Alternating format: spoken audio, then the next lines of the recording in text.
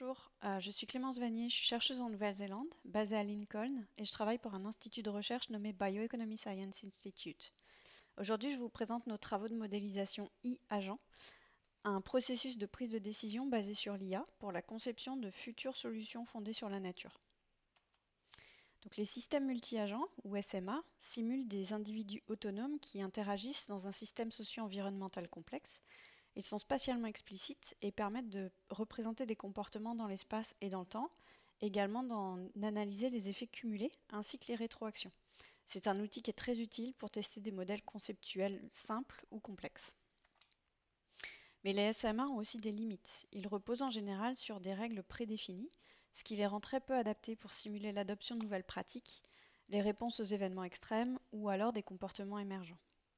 C'est pourquoi nous avons choisi de remplacer ces règles par des instructions données à une IA générative.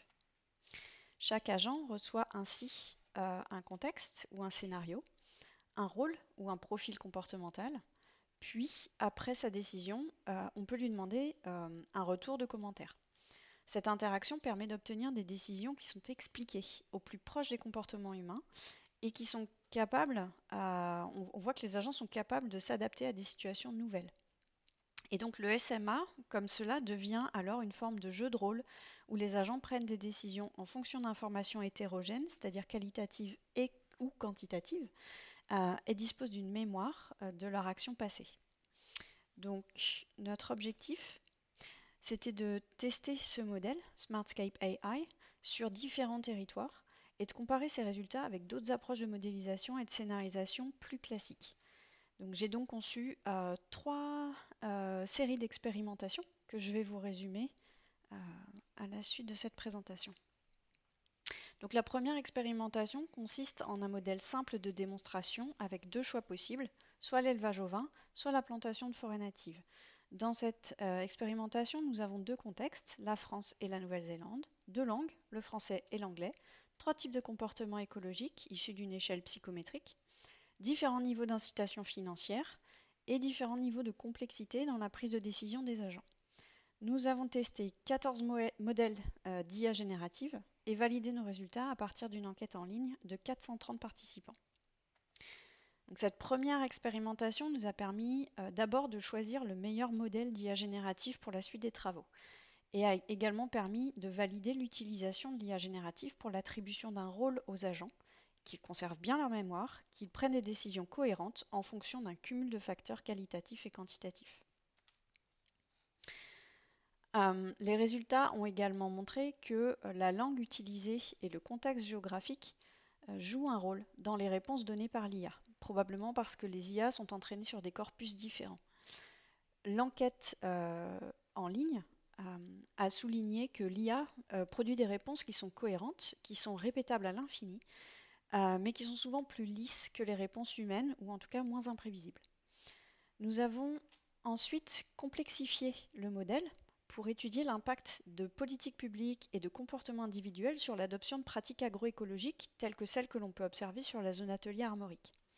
Donc nous avons testé ici 4 grands types d'occupation des sols, 5 pratiques de diversification, 3 niveaux de complexité dans la prise de décision et 4 scénarios. Un scénario au fil de l'eau, un scénario d'adaptation au changement climatique, un scénario sur la restauration de la biodiversité, puis un scénario combiné, climat-biodiv. Nous avons évalué les résultats autour de 5 services écosystémiques et 2 indicateurs de paysage. Et donc ces résultats montrent que les agents sont sensibles à leur profil écologique, ils réagissent au niveau de complexité décisionnelle et ils répondent clairement aux différents scénarios fournis. Donc ces résultats nous ont conduits à pouvoir intégrer les scénarios du projet ALICE dans la troisième expérimentation. Donc dans cette dernière phase, les agents ont reçu 5 narratifs issus du projet ALICE, toujours avec 3 profils comportementaux et 3 niveaux de décision. En termes de résultats, par exemple pour l'évolution du linéaire bocagé, Smartscape AI produit des changements qui sont plus marqués que ceux que l'on observe dans les résultats du projet ALICE, mais les tendances générales restent similaires. Donc, ces changements plus marqués peuvent probablement s'expliquer par le caractère itératif de la prise de décision dans notre modèle, où la prise de décision est réévaluée chaque année.